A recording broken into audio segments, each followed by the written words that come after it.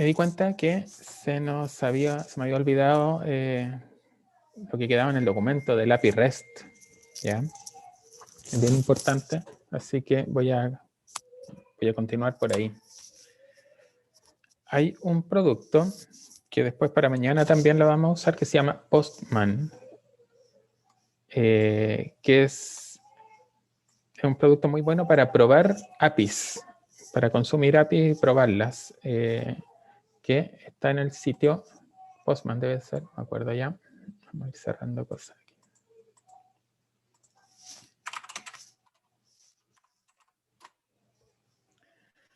Acá. Postman API Client. ¿Ya? De ahí lo pueden buscar, bajar. Que se lo recomiendo para probar las APIs, es muy, muy bueno. Vamos a anotarlo en el chat. Me parece que hay que inscribirse en el sitio y ahí recién hay acceso para bajar el producto local. Y hay versiones pagadas, pero hay una versión gratis también, que es la que estoy usando acá. Ya, vamos a ocupar este producto para consumir el API REST que está en GeoServer. Si se acuerdan, yo les comenté que las API REST, en general el protocolo HTTP, trabaja con requests o solicitudes de tipo GET y POST. Cuando son consultas, se ocupa normalmente el GET. Y dentro de la misma URL que uno ocupa, le va indicando las cosas que quiere consultar. Y dentro, y al final, uno coloca parámetros. Entonces, la consulta completa se arma con la dirección del servidor. Y después hay algunas cosas que van en la parte fija de la URL, fija, entre comillas, no tan fija porque aquí van los datos que quiero consultar, y el resto va como parámetros después de este signo de interrogación y separados por ampersand. ¿Ya? Esto mismo que está acá, esta URL, yo la puedo, como es un GET, la puedo probar también desde el browser y funcionaría. ¿Ya? Y me devuelve esto. La gracia es que acá queda más ordenado porque el JSON me lo formatea y me separa los parámetros que yo coloqué en la URL acá para poder cambiarlos rápidamente. Entonces, el API REST del GeoServer, ya vimos cómo podía yo consultarlo con la capa GeoJSON, cómo podía devolver los objetos vectoriales y además su metadata, sus propiedades. Pero eso no es mucho más lo que se puede hacer con un GeoJSON, pero sí con una capa raster, porque están los valores de las variables en cada punto de esta celda de la matriz original. Entonces yo puedo tener varios tipos de consulta asociados a las variables que están en capa raster. Para accesar a esas consultas tengo que colocar primero la dirección de mi servidor, de mi GeoServer, no de mi portal. Recuerden que esto funciona en el GeoServer directamente. De hecho, el portal lo que hace es hacer estas consultas directamente al GeoServer. Y que el GeoServer puede funcionar sin el portal también. No es necesario tener el portal para visualizar si yo quiero solo ocupar el API REST. Entonces, con la dirección del GeoServer, después yo coloco el código del dataset que usamos acá, que es el mismo nombre del archivo que tenemos de configuración acá, el OC-test. Y después el nombre de la variable que yo quiero consultar, el código de la variable que quiero consultar, salinidad, que es el código que usamos acá. Y sobre esa variable, luego viene el tipo de consulta que voy a hacer, value at point. Acá hay varios tipos de consulta que yo puedo hacer sobre las capas raster. El value at point me va a devolver el valor en el punto más cercano al que yo le ingrese acá. Y en el tiempo también, si es que la capa tuviera temporalidad, y en el nivel que yo le diga. El nivel va a ser un índice de 0 hasta 2 en este caso. Este para el valor 0, para el 1 y para el 2. Entonces, al hacer esta consulta, estoy preguntando para latitud 65 grados, longitud, menos 65 grados, menos 80 grados longitud. Para el primer nivel, el valor de la variable salinidad es 33.79 algo. Y aquí puedo jugar, pues si cambio el nivel a 1.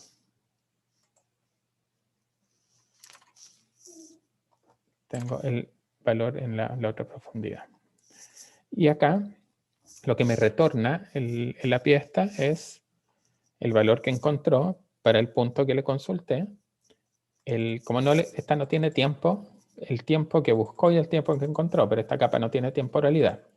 El punto por el que le pregunté y el punto más cercano con datos que me retornó. Fíjense que hay una pequeña diferencia, que esto tiene que ver con los datos originales como venían en el archivo. Y por si acaso me devuelve como metadata, si yo te devuelvo un menos 32.767 es porque no tengo datos para ese punto. Eso es lo que me está diciendo. Pero me devolvió algo que sí tiene datos. Vamos a ver eso mismo para variables con temporalidad. Ahora acá hay algunos ejemplos del GFS. Vamos a ir a consultar directamente al GeoServer que está acá. Entonces vamos a agregar acá un nuevo request de tipo get con la URL GeoServer GeoSorg. En realidad esto es un HTTPS. Y dentro de esto, no a GFS4 como dataset. Y la variable, aquí podría preguntar por cualquiera de las variables que les mostré en el archivo de configuración del GFS4. Presión y la consulta, valor en el punto, y acá le voy a dar parámetros. Y acá vamos a copiar esto, no voy a estar escribiendo tanto. Y vemos que me da. Ajá, invalid time format for time. Ya. 23 de 0000. ¿Me habrá faltado un 0? No. A ver. 21, 25, 5, 23. 5 de 0000. Algo no le gustó en el tiempo. A ver. Z. A veces tengo que decirle no. El time zone. Eso me puede faltar. Así no. Tampoco. Qué raro. A ver, vamos a probar esto así. Ahí funciona. Ajá. Algún carácter raro por ahí parece que hay. A ver. Vamos a copiar esto directamente.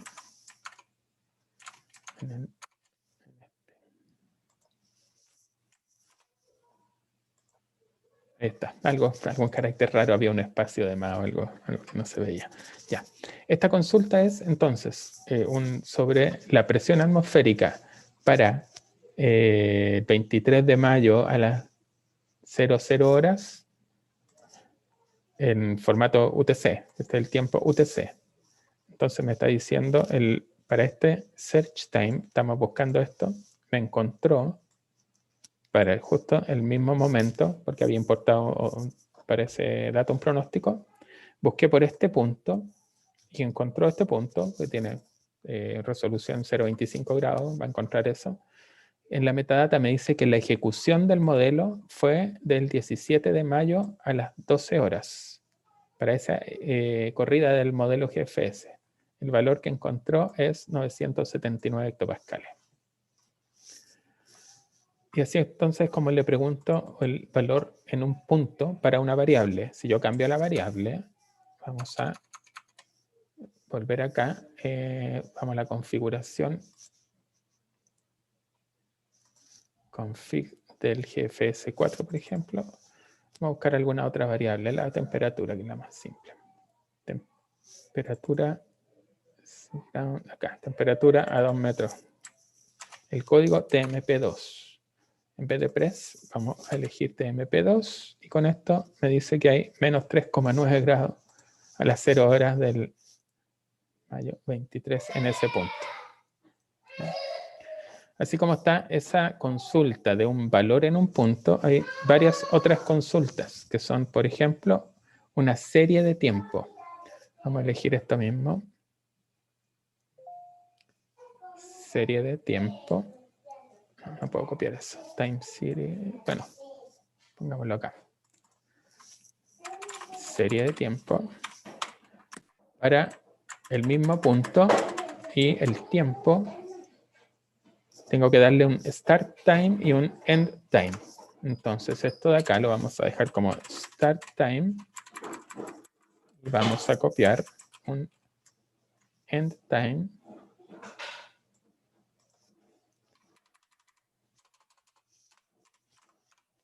Que va a ser el 5.25, por ejemplo. Un par de días. Y no encontré el parámetro end time porque me equivoqué. End time. Y aquí trajo los datos. Me trajo un arreglo JSON de datos donde en la marca de tiempo viene como milisegundos UTC y el valor de la temperatura. Y eso es lo que me devolvió como serie de tiempo entre esos dos momentos.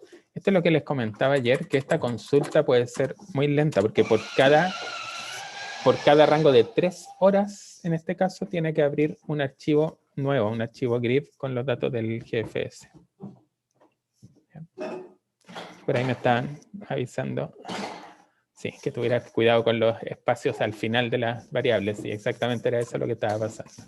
Bueno, acá, si se fijan, entonces puedo tener la consulta de serie de tiempo para un punto. ¿Qué otros datos puedo tener acá? La grilla completa.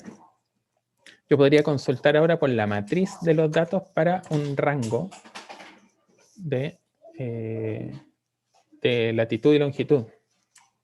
Un box. A ver, si yo coloco en vez de time series acá la temperatura, colocamos grid. Acá latitud y longitud está mal, lo sé. Vamos a dejarlo a propósito así para ver si me reclama por el... le faltan parámetros. Sacamos eso. Y probamos. Voy a decir que falta el parámetro n. ¿Qué significa? Que esto es latitud y tengo que darle las coordenadas como norte, sur, este, oeste. Disculpen que anda mi hijo chico por acá trayéndome maní para comer. Gracias, Memo. Ya. Acá entonces tengo que darle las coordenadas como latitud y longitud. Latitud podría decirle el norte es 65. El sur es... Sí, el norte es 65. El sur tendría que ser menos 66, por ejemplo, para tener un grado. Y la longitud este y oeste. Menos 80. Oeste va a ser menos 82, por ejemplo. A ver, acá el norte y el sur crece hacia abajo. No me acuerdo. Ahí está. Me trajo los datos de la grilla completa de temperaturas, pero además me trajo algunos acumulados. Entre menos 0,4 y 1 están los datos mínimo y máximo. Hay 9 columnas y 9 filas. Si se acuerdan, está 0.25 grados. Y acá está, cada fila, con su temperatura.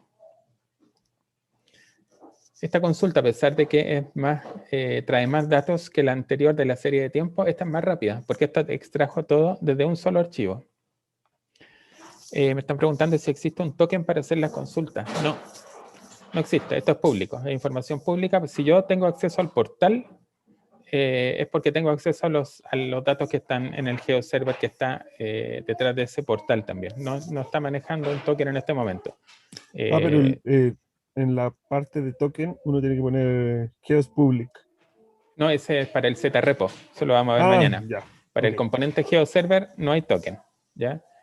Porque no lo hemos necesitado. A lo mejor puede salir algún requerimiento para adelante que para información que quieran algunos datos manejar en forma privada y otros no. Podríamos pensar en agregar algún token o algo así. Pero hasta el momento no. Una Bueno, además consulta. de los datos, sí. Sí, dale. Yo puedo crear un token para mi servidor, para las cosas que yo integre en mi propio instancia de Geos. Para el GeoServer no. No está hecha esa funcionalidad. Ok. ¿Ya? Para el ZRepo sí está hecho. Lo que vamos a ver mañana. Entonces, además, me va a devolver los parámetros del tiempo que yo busqué y el tiempo que encontró. El área que yo busqué y el área que encontró. Además, con la resolución de los datos que trae. Y en la metadata también la ejecución del modelo. Y si hay algún warning, si hizo algún resampling, alguna interpolación de datos. Entonces, con eso, el API REST me devuelve la grilla de datos. También puedo obtener los isolíneas o isobandas, también para un área en particular y un tiempo. Entonces, en vez de grid, como la consulta, voy a colocar isolines. Y fíjense lo que me retorna acá, un GeoJSON con las propiedades de tipo line string, son objetos vectoriales estándares de un GeoJSON. Entonces, cuando desde el portal de Geos le decimos que muestre isolínea o isobanda, en realidad lo que me está respondiendo el GeoServer son la isolínea y la isobanda ya listas. La única diferencia es que me trae acá un valor. Estos son isolíneas. Recuerden que cada línea es un corte que representa a un valor en el rango que estaba entre el mínimo y el máximo que vimos hace un rato para esa área. La isolínea 0 representa a la temperatura 1.25, por ejemplo. Si yo usara isobandas,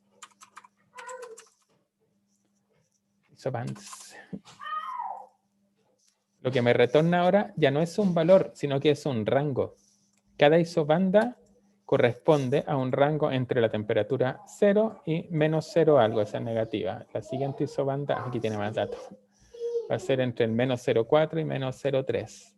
Entonces, estos rangos lo utiliza el portal, por ejemplo, calcula el punto medio, el promedio entre estos dos datos, y con eso va a la escala de colores y le pregunta cuál es el color que corresponde al valor promedio entre el mínimo y el máximo. Y con eso sabe con qué color pintar las isolíneas. O la isobanda, perdón. La isobanda.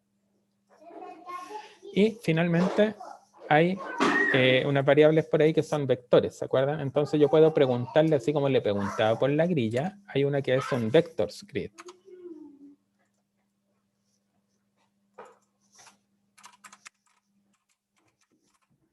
Vectors grid. Y acá me va a decir que no está soportada para la variable temperatura. Obvio, porque la variable temperatura no es un vector, no está definida como vector. Pero sí podríamos ver la variable viento o alguna de las que son esta. Esta sí es vector. Entonces, en vez de preguntar por la temperatura, cambiamos acá y preguntamos por el viento. Y acá me devuelve la grilla de vectores. Al igual que el otro, el foundbox, searchbox y las filas. Solo que las filas acá están separadas en dos.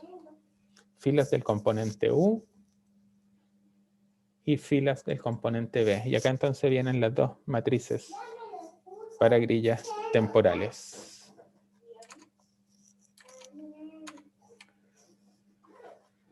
Bueno, el tema de la temporalidad.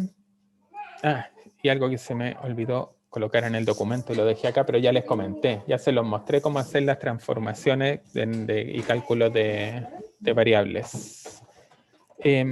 Y con eso terminamos el día. Prefiero dejarlo hasta acá en vez de como cualquier proyecto open source, esto, hay un grupo que somos nosotros que vamos a estar decidiendo el roadmap. Ojalá abriendo en el Slack que creamos las discusiones de prioridades, de qué les gustaría tener antes, que no.